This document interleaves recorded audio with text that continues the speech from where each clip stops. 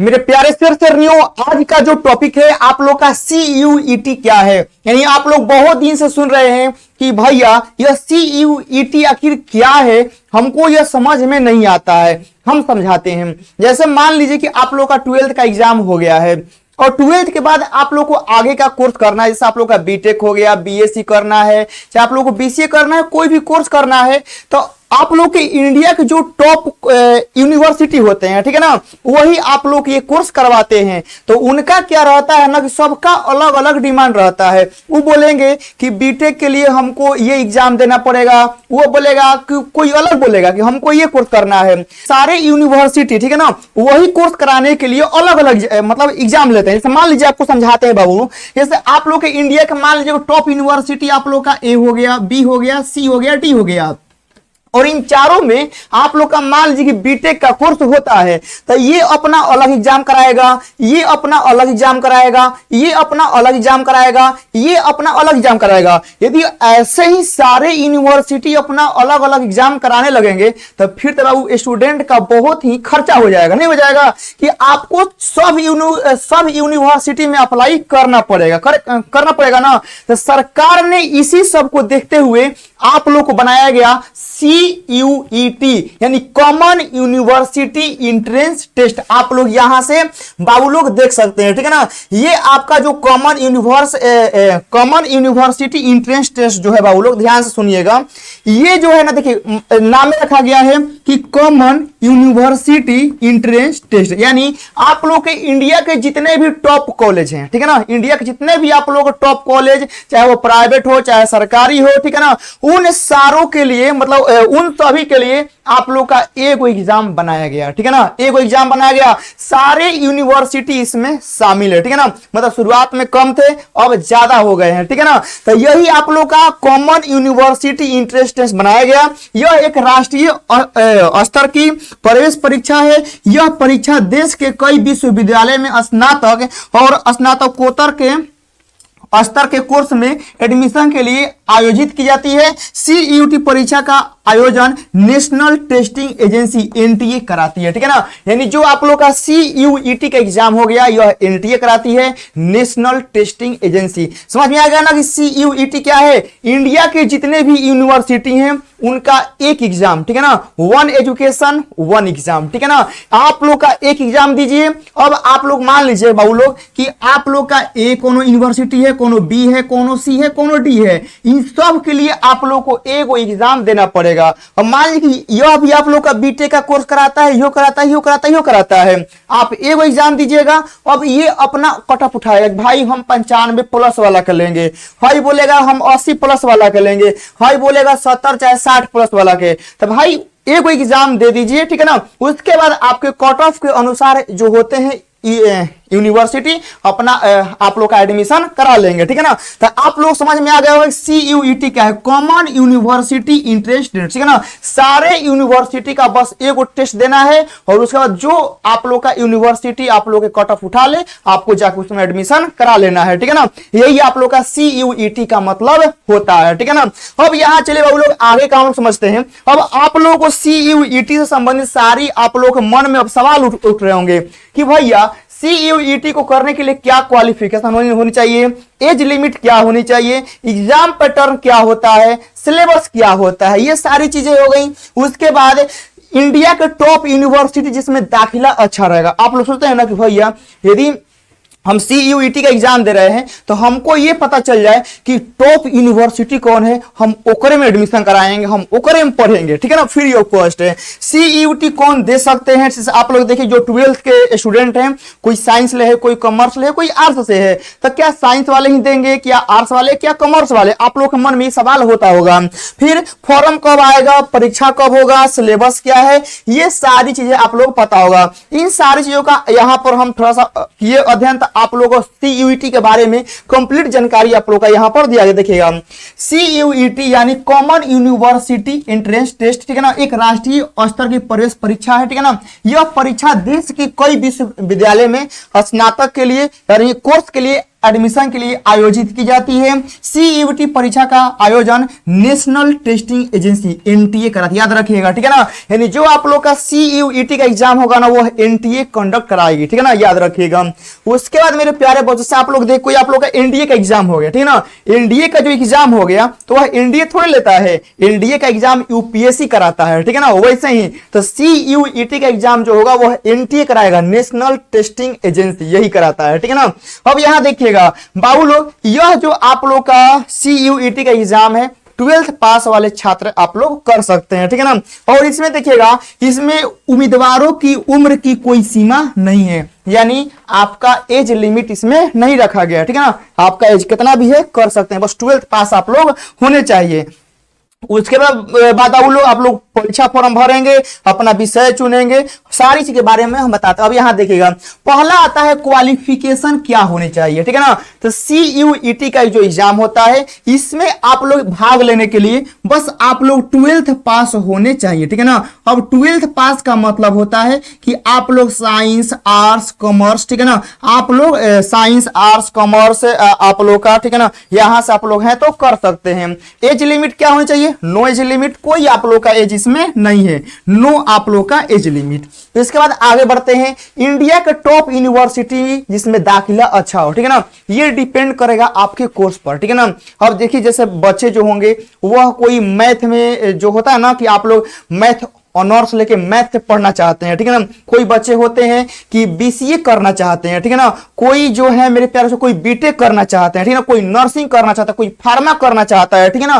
तो ये सारी चीजें आप लोगों की है, ठीक है ना। तो ये डिपेंड करेगा कि आप कौन से कोर्स करना चाहते हैं और वो कोर्स आप लोग का किस कॉलेज में उपलब्ध है। जैसे आप लोग का दिल्ली यूनिवर्सिटी हो गया, BHU हो गया, ठीक है ना। तो ये आप लोग टॉप कॉलेज में आते हैं, ठीक है ना। लेकिन आप लोग जो कोर्स करना चाहते हैं वो देखना पड़ेगा कि वह किन किन यूनिवर्सिटी में वो कोर्स उपलब्ध है और वह कौन कौन सब्जेक्ट मांग रहा है, इसके बारे में आगे पता करेंगे। यहां देखिए CUET कौन कौन दे सकते हैं, मतलब देखिएगा बाबू लोग जो 12th पास हैं, चाहे साइंस, कॉमर्स, आर्ट्स, सभी लोग दे सकते हैं। अब देखिए एडमिशन आप लोग, यदि आप लोगों को एडमिशन आगे, जैसे आप लोग 12th पास हो गए हैं, ठीक है ना, तो आप लोग आगे का एडमिशन आप लोग लेना चाहते हैं, जैसे BSc हो गया, BTech हो गया, BE हो गया, BCA हो गया, BA हो गया, BCom हो गया, इन सारे कोर्सों का एडमिशन आप लोग CUET के तहत आप लोग ले सकते हैं और आप लोग इंडिया के टॉप यूनिवर्सिटी में आप लोग पढ़ सकते हैं, ठीक है ना। ये आप लोग के लिए बहुत ही गोल्डन चांस है, ठीक है ना, गोल्डन चांस है। आप लोग BSc भी कर सकते हैं, BTech भी कर सकते हैं, ठीक है ना, BE, BCA, BA, BCom आप लोग सारे कोर्स कर सकते हैं। मतलब इतना कोर्स है बाबू लोग ना, CUET में इतना कोर्स है, यदि हम यहां से बोलने लगेंगे ना तो खाली 15 मतलब 1 घंटा तक खाली कोर्स का नाम बोलते रहेंगे। लेकिन आप लोग को अपना देखना है कि हमको कौन सा कोर्स करना है और आप लोग जाके इंडिया का टॉप कॉलेज में पढ़ सकते हैं। अब देखिए CUET इसलिए बनाया गया, जैसे आप लोग का बोर्ड एग्जाम हुआ, ठीक है ना, आप लोग का बोर्ड एग्जाम हुआ तो आप लोग जानते करते हैं बोर्ड एग्जाम का कॉपी कैसे चेक होता है, अंधाधुंध चेक होता है, ठीक है ना। मतलब बढ़िया बढ़िया लड़का लग सबका, ठीक है ना, स्टूडेंट सबका नंबर खराब मतलब कभी कभी आ जाता है, इसीलिए आपका बनाया गया इंट्रेंस एग्जाम, ठीक है ना। यदि कोई बच्चा पढ़ने में तेज है, यदि उसके बोर्ड एग्जाम में नंबर कम भी आ जाते हैं तो कोई बात नहीं है, आप इंट्रेंस एग्जाम दीजिए, ठीक है ना, और आप जाके एडमिशन करिए, अपना कोर्स पढ़िए, ठीक है ना। तो पढ़ाई में कोई बाधा ना आए, ठीक है ना। बोर्ड एग्जाम के कॉपी बढ़िया से न चेक होने की वजह से आपका नंबर खराब आ गया, कोई बात नहीं है, आपको CUET का इंट्रेंस दीजिए, वहां से आप लोग आगे बढ़ सकते हैं, ठीक है ना। बहुत ही गोल्डन आप लोग का मौका है। अब यहां देखिए फॉर्म कब आएगा, परीक्षा कब होगा बाबू लोग, इसका परीक्षा आप लोग का मई में होता है, याद रखिएगा, ठीक है ना। ये आप लोग का फरवरी चल रहा है, आपका जो एग्जाम होगा वह मई में होगा, मतलब आप लोग का 10 तारीख के बाद, याद रखिएगा, जो मई में एग्जाम होगा ना वह आप लोग का 10 तारीख के बाद होगा, ठीक है ना। उसके बाद सिलेबस क्या है यह समझ लेते हैं, ठीक है ना। देखिएगा बाबू लोग, अब देखिए सिलेबस में क्या होता है, आप लोगों को कोई कोर्स करना है, ठीक है, आप लोग ध्यान समझिए, यहीं पर आप लोग का बहुत बड़ा का क्या है दिक्कत है, लोचा सिलेबस क्या होता है। देखिए आप लोग CUET के एग्जाम में आप लोग अपना सब्जेक्ट चूज करेंगे, ठीक है ना। जैसे मान लीजिए बाबू लोग कि आप लोगों को मैथ ऑनर्स करना है, ठीक है ना, मैथ ऑनर्स से आप लोगों को BSc करना है, तो आप लोग देखेंगे कि हाँ ये यूनिवर्सिटी कोनो A है, यह मैथ ऑनर्स करा रहा है और यह सिर्फ मैथ और इंग्लिश मांग रहा है, तो बस आप वही 2 सब्जेक्ट ले सकते हैं, ठीक है ना। अब आप लोग मान लीजिए बीटेक कर रहे हैं, ठीक है ना, मान लीजिए आपको बीटेक करना है, तो बीटेक करने की देखिए कि ये जो मान लीजिए 5 गो है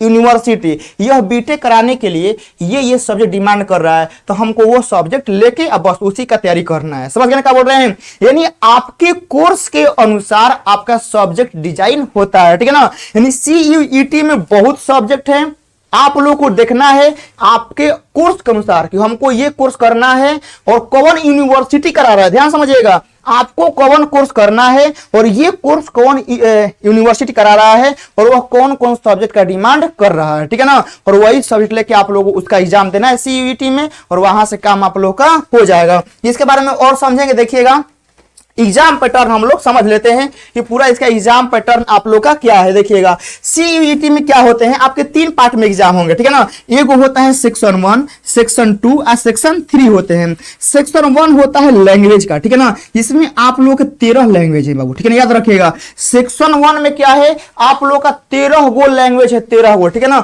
जौना में हम लोग का तो हिंदी इंग्लिश नहीं मतलब है, तो आप लोग यहां से हिंदी इंग्लिश आप लोग दोनों भी ले सकते हैं, लेकिन हम प्रीफर करेंगे आप लोग खाली इंग्लिश लीजिएगा, ठीक है ना बाबू लोग, क्योंकि सारे में इंग्लिश आजकल कॉमन हो रहा है। तो आप लोग जब फॉर्म भरिएगा, ठीक है ना, तो आप लोग लैंग्वेज से इंग्लिश खाली लीजिएगा, ठीक है ना, हिंदी मत लीजिएगा, इंग्लिश आप लोग ले लीजिएगा। उसके बाद सेक्शन 2 होता है डोमेन सब्जेक्ट, ठीक है ना। डोमेन में क्या होता है, फिजिक्स केमिस्ट्री मैथ बायो आप लोग का होता है। तो आप लोग देखिए चारों भी ले सकते हैं, कोई दिक्कत नहीं है, ठीक है ना। आप लोग खाली फिजिक्सो ले सकते हैं, मैथो ले सकते हैं, केमिस्ट्री आप लोग अपने अनुसार देखिए कि हमको जो कोर्स करना है, ठीक है ना, वह कोर्स कौन यूनिवर्सिटी करा रहा है और उस कोर्स के लिए वह कौन सा विषय का वह डिमांड कर रहा है कि हम इसी सब्जेक्ट पे कट ऑफ डिसाइड करेंगे, ठीक है ना। जैसे देखिए मान लीजिए कि आपका कोनो ए हो गया, बी हो गया, सी हो गया, डी हो गया, और मान लीजिए बाबू लोग आप लोग को बीटेक करना है, ठीक है ना, आप लोग को बीटेक करना है, कोनो ए आप लोग का है यूनिवर्सिटी, ये कहेगा भाई कि हमको खाली इंग्लिश दे दो और मैथ दे दो, ठीक है ना, हम यही पे क्या करेंगे कि आपका हम अपनी यूनिवर्सिटी में एडमिशन करा देंगे। बी कहेगा हमको भाई फिजिक्सो चाहिए, ठीक है ना, वो कहेगा हमको फिजिक्सो चाहिए, हमको मैथो चाहिए, हमको इंग्लिशो चाहिए, बी कहेगा, ठीक है ना, क्योंकि सब यूनिवर्सिटी का अपना अपना क्राइटेरिया अलग अलग होता है। ए कहेगा हमको इंग्लिश मैथ दे दो, बी कहेगा हम फिजिक्स केमिस्ट्री इंग्लिश तीनों पे हम बनाएंगे कट ऑफ, ठीक है ना। कोनो सी रहेगा वह कहेगा कि हम फिजिक्स इंग्लिश पे बनाएंगे, ठीक है ना। तो हर यूनिवर्सिटी का वो कोर्स कराने का जो होता है ना, एडमिशन कराने का क्राइटेरिया वह अलग अलग होता है कि कौन मांग रहा है। लेकिन ज्यादातर कॉमन जो होता है वो लोग ना, तो वह आपका डोमेन सब्जेक्ट में आप लोग का फिजिक्स केमिस्ट्री मैथ यह कॉमन होता है, ठीक है ना।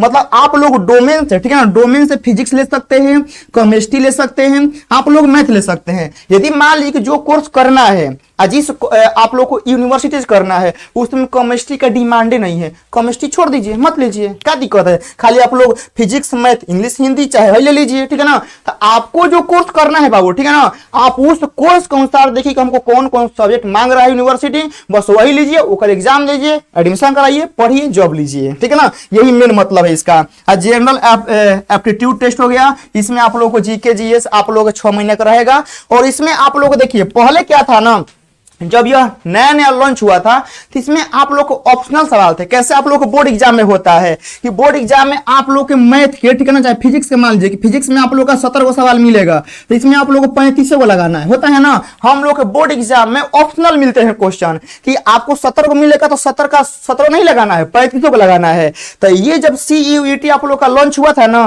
तो इसमें ऑप्शनल था। जैसे आप लोग को क्या होता था ना कि आप जो जो सब्जेक्ट आप लोग लिए हैं तो उसमें आप लोग को 40 गो क्वेश्चन लगाना है, मतलब सही करना है, और उसके लिए आपको 50 क्वेश्चन मिलता था। समझ रहे हैं, मतलब 40 क्वेश्चन लगाना है लेकिन उसके लिए 50 क्वेश्चन आप लोगों को मिलता था। लेकिन अब के समय पे क्या किया है, ऑप्शनल हटा दिया है, अब आपको 50 में 50 सही करना है, ठीक है ना। अब यानी आप लोग 50 में 50 क्वेश्चन, ठीक है ना, एक सब्जेक्ट का आप लोग को 50-60 क्वेश्चन आप लोग को मिलेंगे और वही आप लोग को सॉल्व करने हैं पूरा, ठीक है ना। और ध्यान समझिए, एक क्वेश्चन 5 मार्क्स का होता है, ठीक है ना, याद रखिएगा। यहां लिख दे, एक क्वेश्चन जो होता है ना, एक क्वेश्चन यह आप लोग का 5 मार्क्स का होता है, याद रखिए, एक क्वेश्चन 5 मार्क्स का, ठीक है ना। यानी आप लोग यदि एक क्वेश्चन सही करते हैं तो 5 नंबर मिलेगा, और यदि आप वही क्वेश्चन को गलती कर देते हैं तो 1 नंबर नंबर कटेगा, ठीक है ना।